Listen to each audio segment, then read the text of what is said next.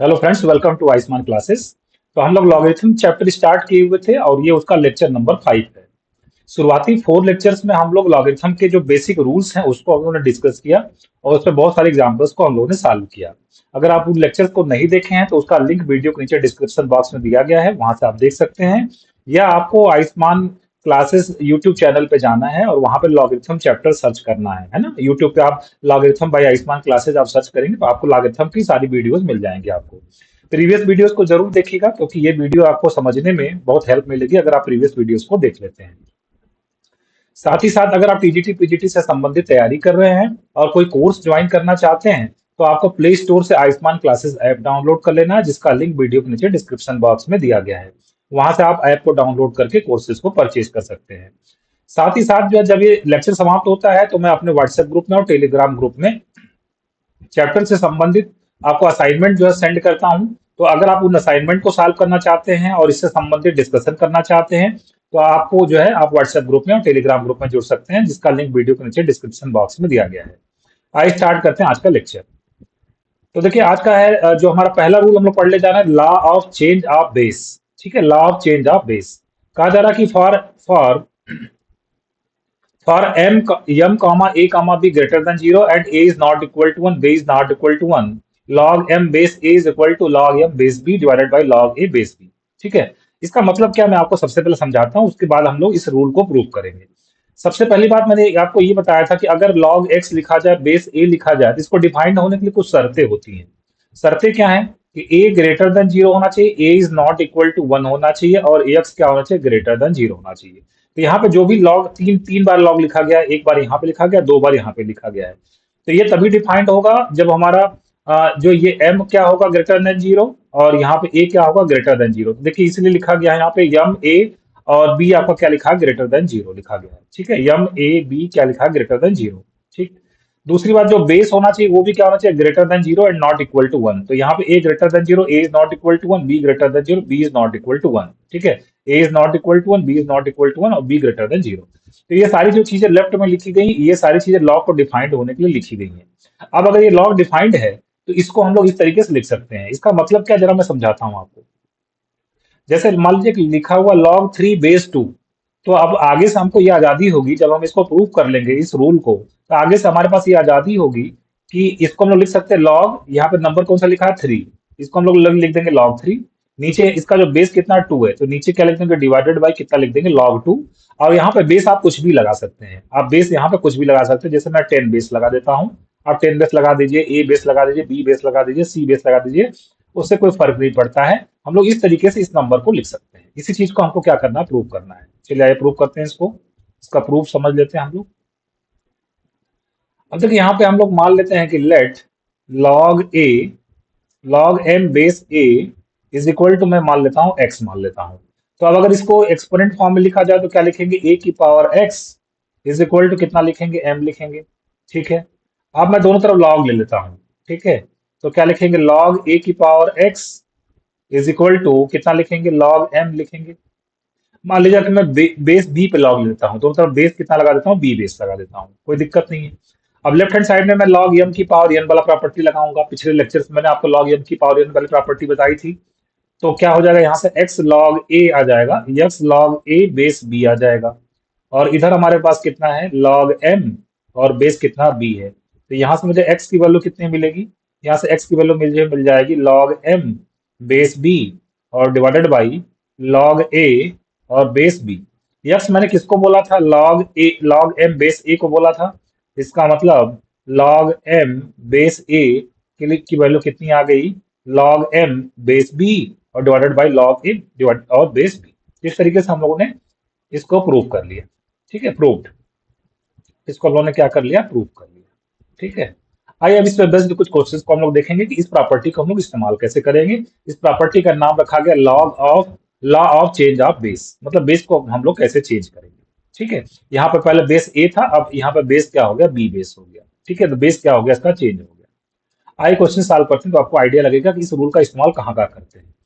कहा जरा find the value of log 4 base 3 multiplied by log 5 base 4 multiplied by log 6 base 5 multiplied by log 7 base 6 multiplied by log 8 base 7 multiplied by log 9 base 8। इसकी हमको value निकालनी है।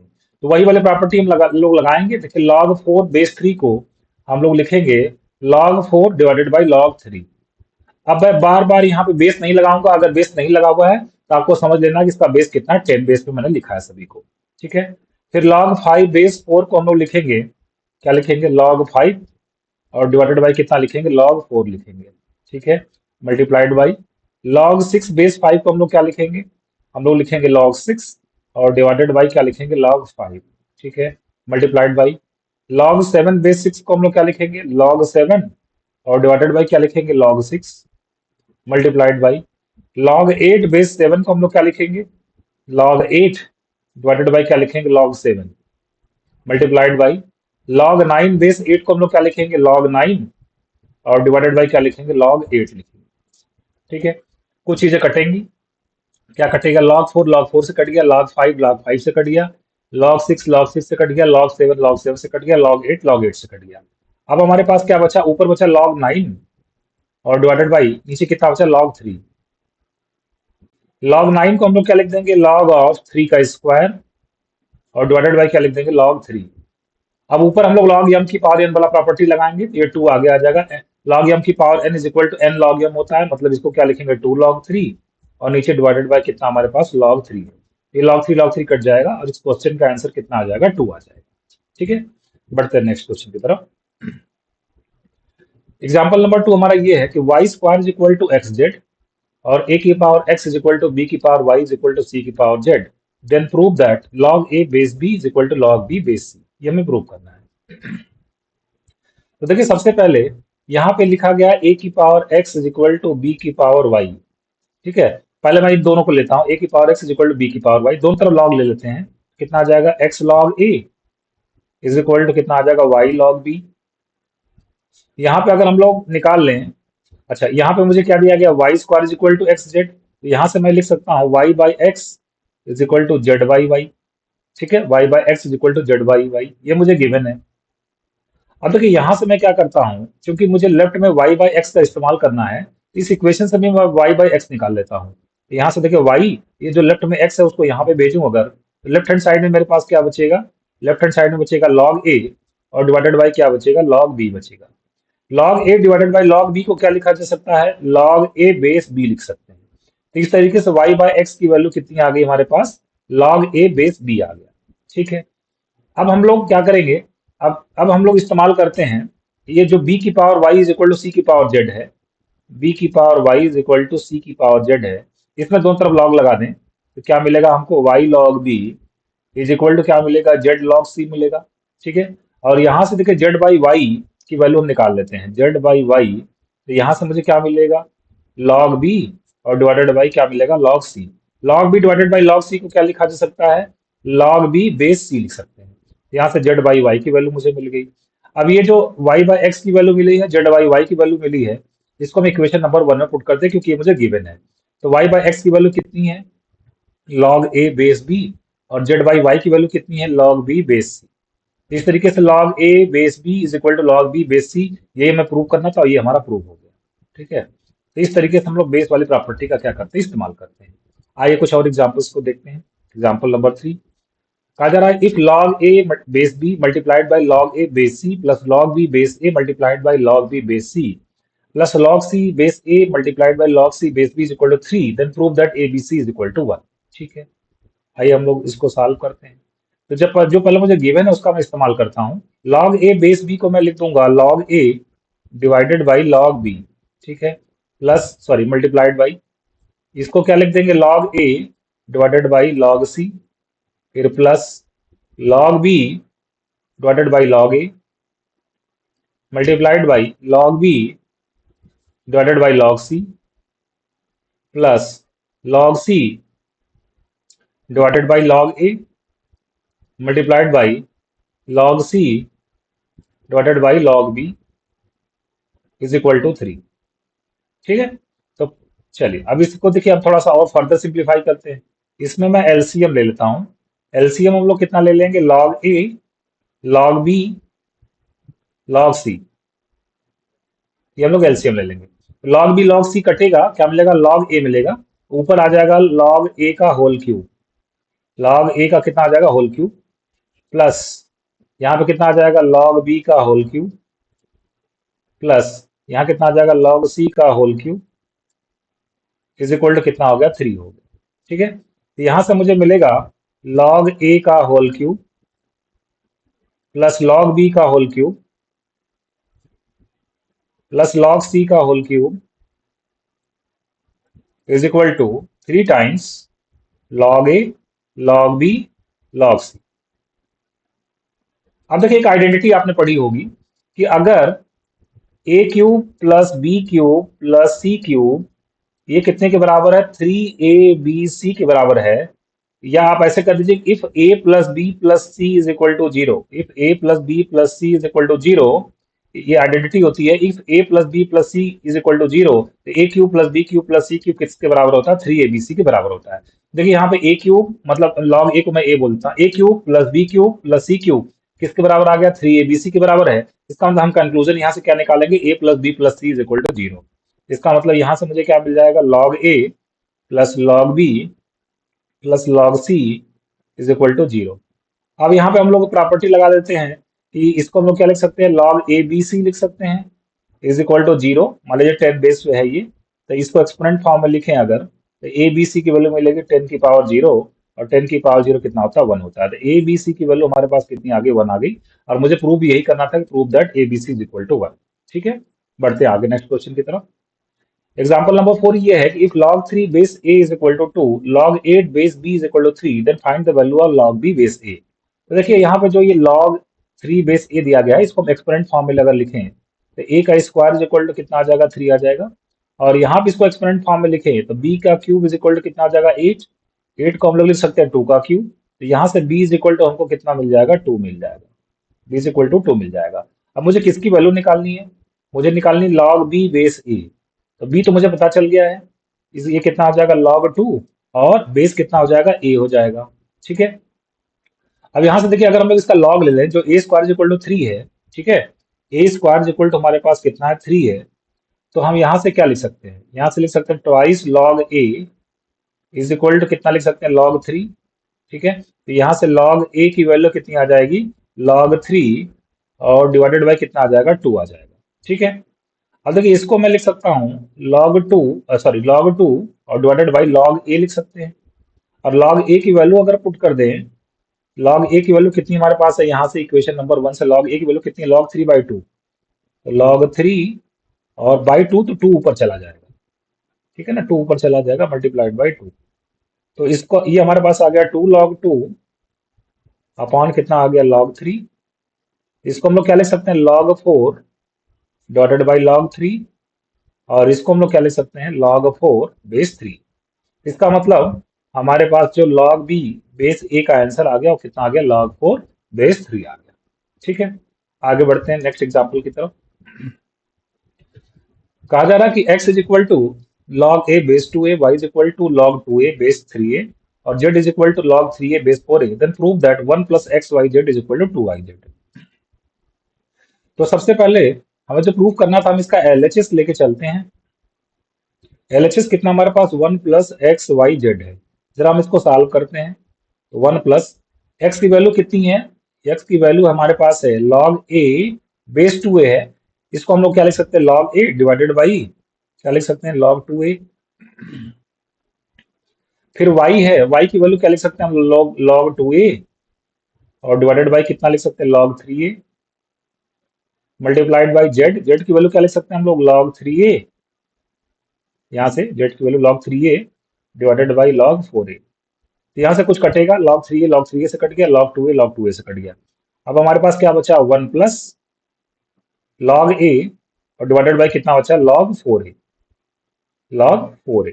ठीक है, okay, अब इसको हम लोग क्या लिख सकते हैं, this can be written as 1 plus log a, और क्या लिख सकते हैं बेस क्या लिख सकते हैं 4a लिख सकते हैं। ठीक है, log a बेस 4a, ये तो मेरा LHS आ गया। अब जरा सा RHS को सॉल्व कर लेते हैं। RHS मेरा कितना है 2yz है, 2yz, तो 2 हो गया, और yz की वैल्यू रख देते हैं, y की वैल्यू कितनी है log 2a divided by log 3a, और मल्टीप्लाइड बाई z कितना हमारे पास है log 3a, और डिवाइडेड बाई कितना है log 4a। ठीक है, तो यहाँ से 3a कट जाएगा, ये कितना मिल जाएगा, टू टाइम्स, कितना मिल जाएगा, टू टाइम्स लॉग 2a और डिवाइडेड बाय कितना आ जाएगा, लॉग 4a। तो ये हमको कितना मिल जाएगा, टू टाइम्स लॉग 2a और बेस कितना आ जाएगा, 4a। ठीक है, ये आ जाएगा टू टाइम्स लॉग 2a और कितना हो जाएगा, बेस 4a। ठीक है, अब देखिए इसको हम लोग क्या लिख सकते हैं, इसको हम लोग लिख सकते हैं, ये जो 1 प्लस लॉग ए है हमारे पास, इसको मैं लिख सकता हूँ लॉग 4a लॉग 4a और बेस कितना कर देते हैं, 4a, क्योंकि किसी भी नंबर का लॉग से बेस तो 1 आता है, और प्लस ये कितना हो गया, लॉग ए और बेस कितना हो गया, 4a। अब यहाँ पे log M plus log N को मैं लॉग एम इंटू एन लिख सकता हूँ, लॉग 4a² और कितना हो जाएगा, बेस कितना हो जाएगा, 4a हो जाएगा। ठीक है, तो यहाँ से मैं इसको लिख सकता हूँ, 4a² को मैं क्या लिख सकता हूँ, लॉग ऑफ 2a का होल स्क्वायर और यहाँ पे बेस कितना हो जाएगा, 4a। अब यहाँ पे लॉग एम की पावर एन वाली प्रॉपर्टी लगा दें तो कितना आ जाएगा, 2 log 2a और बेस कितना आ जाएगा, 4a। ठीक है, तो देखिए ये हो गया इक्वेशन नंबर 1 और ये हो गया equation number 1, equation number 2, first और सेकंड से देखिए LHS इज इक्वल टू क्या आ जाएगा, RHS आ जाएगा। तो इस तरीके से हम लोगों ने जो एक्सप्रेशन प्रूव करना था 1 + xyz is equal to 2xyz, वो हमारा क्या हो गया, प्रूव। ठीक है, आगे बढ़ते हैं नेक्स्ट क्वेश्चन की तरफ। आज का लास्ट क्वेश्चन है ये, कहा जा रहा है इफ a की power x is equal to b की power y is equal to c की power z is equal to d की power w, then show that log b c d base a is equal to x times 1 + y और 1 + z plus 1 + w। ठीक है, अब देखिए यहाँ पे अगर हमारे पास है a की power x is equal to b की पावर y, इसका अगर दोनों तरफ लॉग ले लें तो क्या लिखेंगे, इसको x log a is equal to क्या लिखेंगे, y log b लिखेंगे, x log a is equal to y log b लिखेंगे। ठीक है, यहां से अगर हम लोग निकाल लें कि x बाई वाई, तो x बाई वाई कितना आ जाएगा, log b और डिवाइडेड बाई कितना आ जाएगा, log a आ जाएगा। इसको अगर ढंग से अगर हम लोग लिखें तो क्या लिख सकते हैं, log b बेस a लिख सकते हैं। तो x बाई वाई को हमने इस तरीके से लिख दिया। इसी तरीके से हम लोग अगर लिखना चाहें x बाई वाई को जैसे हमने लिखा, इसी तरीके से हम लोग x बाई जेड को क्या लिख सकते हैं। ठीक है, देखिए x किसके साथ था, a के साथ था, तो यहाँ पे x ऊपर है तो यहाँ पे a बेस यहाँ पे है, और y किसके साथ जुड़ा हुआ था, b के साथ जुड़ा हुआ था, तो b यहाँ पे, अगर y नीचे है तो b ऊपर है। इसी क्रम को देखते हुए अगर हम लोग लिखना चाहें तो इसको क्या लिख सकते हैं, log, और x यहाँ पे क्या हो जाएगा, a, और z है इसका मतलब क्या हो जाएगा, c हो जाएगा। ठीक है, इसी तरीके से अगर हम लोग x बाई डब्ल्यू निकालना चाहें, ठीक है, x बाई डब्ल्यू निकालना चाहें, ये कितना आ जाएगा, x और सॉरी लॉग, और यहाँ बेस कितना आ जाएगा, a, और w किसके साथ जुड़ा हुआ है, d के साथ जुड़ा हुआ है। ठीक है ना, ये कितना आ जाएगा, यहाँ पर d आ जाएगा। ठीक है, अब देखिए अगर हम लोग यहाँ पे अब जो हमें दिखाना है log B C D base a, चलिए इसको निकालते हैं।